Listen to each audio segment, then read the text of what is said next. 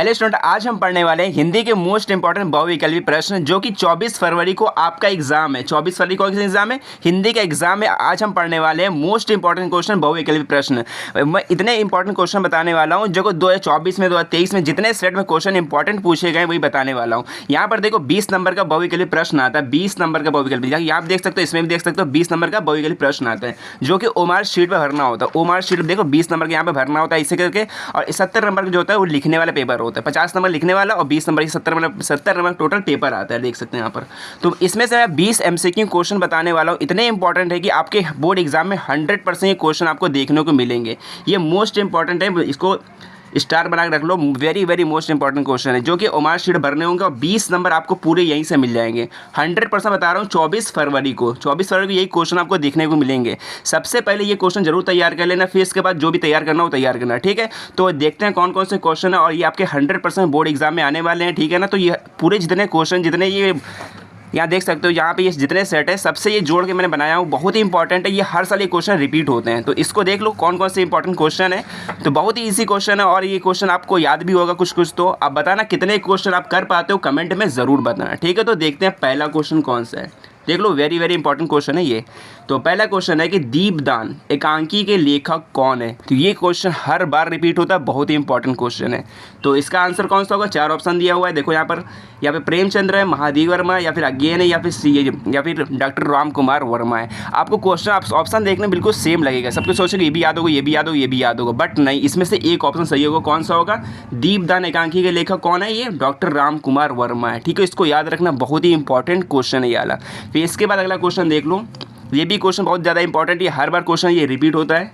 इसको स्टार बना लो कि आवारा मसीहा किसकी रचना है। अब देखो आवारा मसीहा बहुत बच्चे लगाते हैं अमृत राय की, बट ये गलत है। अमृत राय की नहीं है, ये विष्णु प्रभाकर की है, ठीक है, याद रखना, विष्णु प्रभाकर की है। और अमृत राय, मोहन राकेश, ये सब नहीं है, ठीक है। तो इसका देखो आवारा मसीहा जो आता है, इसका विधा ही पूछता है। विधा कौन सी, मतलब कि कहानी से है या फिर उपन्यास है। तो इसको याद रखना, जीवनी विधा है। क्या नाम है, जीवनी विधा है। ये क्वेश्चन बहुत ही इंपॉर्टेंट है, ये पिछले साल पूछा गया था 2024 में। तो अगला क्वेश्चन देख लेते हैं कि शुक्ल युग के लेखक नहीं है, बताना है शुक्ल युग के लेखक है नहीं है वो बताना है। देखो तीसरा क्वेश्चन देख लो यहाँ पे, शुक्ल युग के कौन लेखक कौन नहीं है। देखो जयशंकर प्रसाद ये भी है, प्रेमचंद्र ये भी है, और इसके बाद देखो रामचंद्र शुक्ल ये भी है। ये तीनों शुक्ल युग के जो लेखक हैं। और कौन नहीं है, ये नहीं है, भारतेंद्र हरिश्चंद्र जो है वो शुक्ल युग के लेखक नहीं है, ये भारतेंद्र युग के लेखक है, ठीक है। इसको याद रखना, बहुत ही सिंपल, ये नाम से ही लग रहा है भारतेंद्र युग के लेखक है, ठीक। तो अगला क्वेश्चन देखो, चौथा देखते हैं। और जितने क्वेश्चन कर पाते हो ना, कमेंट बताना कितने क्वेश्चन किए हो, ठीक है, इसमें से। अब देखो चौथा क्वेश्चन देख लेते हैं एक बार। पूस की रात, ये 2024 में पूछा गया था क्वेश्चन। ये पूस की रात 2 सेट में पूछा गया था क्वेश्चन। ये पूस की रात की कहानी के लेखक कौन है, ये कहानी है, ठीक है ना। पूस की रात कहानी, इसके लेखक बताना है, ठीक है। इसके लेखक कौन है, ये ऑप्शन यहाँ पर दिया है, प्रेमचंद्र ये, या फिर जयशंकर प्रसाद है, या फिर यशपाल, या फिर सुदर्शन है। इसमें 4 ऑप्शन आप बहुत बच्चे लगाते हैं जयशंकर प्रसाद, बट ये नहीं है, ये है प्रेमचंद्र, ठीक है। प्रेमचंद्र याद रखो, ठीक, प्रेमचंद्र। अब देखो 4 क्वेश्चन तो हो गए। अब देखो 5वां क्वेश्चन भी बहुत ज़्यादा इंपॉर्टेंट है, ये हर बार क्वेश्चन आपको देखने को मिलेगा तार सप्तक का, ठीक है ना। जो पहला तार सप्तक हो, ये भी याद रखना, पहला तार सप्तक जो हुआ था 1943 में हुआ था। तो इसका प्रकाशित किसने किया था, संपादक कौन था इसका, तो याद बताना आपको ऑप्शन में। देखो राम विलास शर्मा है, या फिर ए ऑप्शन है ये, या फिर बी ऑप्शन जयशंकर प्रसाद है, या फिर सी ऑप्शन जो है आपका अज्ञेन है। इनका पूरा नाम होता है सच्चिदानंद हीरानंद अज्ञेन होता है, या फिर ये सी ऑप्शन या फिर डी ऑप्शन। तो इसका सही ऑप्शन कौन सा है, अज्ञेन है, सच्चिदानंद हीरानंद अज्ञेन, पूरा नाम लिख के आता है, ठीक है ना। तो अज्ञेय याद रखना, अज्ञेय, ठीक है। यहाँ पे 5 क्वेश्चन हो गए। छठा क्वेश्चन यहाँ देख लेते हैं कौन सा। अब छठा क्वेश्चन ये है, देखो दोस्तों छठा क्वेश्चन ये है, ठीक है। जितने क्वेश्चन सब इंपॉर्टेंट है, अच्छे से देख के करना, और लास्ट में जरूर बताना कितने क्वेश्चन कर पाते हो। तो ये छठा क्वेश्चन ये कि सरस्वती पत्रिका का संपादक कौन था। ये भी क्वेश्चन बहुत ज़्यादा इंपॉर्टेंट है, सरस्वती पत्रिका के संपादक बताना है। तो यहाँ 4 ऑप्शन है, ए है श्याम सुंदर दास है, या फिर रामचंद्र शुक्ल है, या फिर महावीर प्रसाद द्विवेदी, या फिर लल्लू लाल है। ये जो याद रखना, सच्चिदानंद हीरा, मतलब कि ये सरस्वती पत्रिका के जो संपादक थे वो महावीर प्रसाद द्विवेदी थे। कौन थे, महावीर प्रसाद द्विवेदी, ठीक। तो अब देखते हैं 7वां क्वेश्चन। 7वां क्वेश्चन भी बहुत ज़्यादा इंपॉर्टेंट है। यहाँ पे देखो, रानी केतकी के कहानी के रचनाकार कौन थे। ये भी क्वेश्चन बहुत ज़्यादा इंपॉर्टेंट है, रानी केतकी की कहानी, ठीक है ना। हर साल ये क्वेश्चन रिपीट होता है, 9th में भी आता है, 10th में भी आता है। इसको बहुत अच्छे को याद होगा। धर्मवीर भारती नहीं है, इंशाअल्लाह का, हाँ तो यही है। बी ऑप्शन बिल्कुल राइट। ठीक है, तो इसको अपने किस में भरना है, उसको उमार शीट भर देना है। ठीक है, इसलिए उमार शीट है यहाँ पर, तो बी वाला ऑप्शन, तो आपको बी ऑप्शन में लगा देना है। ठीक, टिक कर देना यहाँ पे। फिर इसके बाद देखते हैं कौन सा ऑप्शन सही है। यहाँ पर 8वां क्वेश्चन देख लो। 8वां क्वेश्चन ये है कि क्या भूलूं क्या याद करूँ, किस विधा की रचना है। विधा बतानी है कि उपन्यास है कि निबंध है कि आत्मकथा है कि ये जो कहानी है।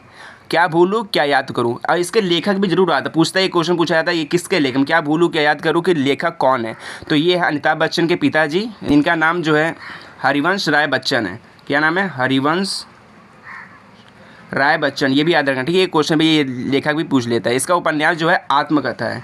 ये देखो नाम से ही लग रहा है क्या भूलूं क्या याद करूं, अपने बारे में लिख रहे हैं, आत्मकथा होती है तो आत्मकथा विधा है। ठीक है, तो अभी देखते हैं नवा क्वेश्चन कौन सा है। ये भी क्वेश्चन बहुत ज़्यादा इंपॉर्टेंट है। चिदम्बरा, क्या है नवा क्वेश्चन, क्या है, चिदम्बरा किसकी रचना है। ये क्या है, ये रचना है, ये चिदम्बरा किसकी रचना है ये बताना। 4 ऑप्शन है, महादेव वर्मा, या फिर ये बी ऑप्शन सुमित्रानंद पंत, या सी ऑप्शन रहीम, या फिर डी ऑप्शन तुलसीदास।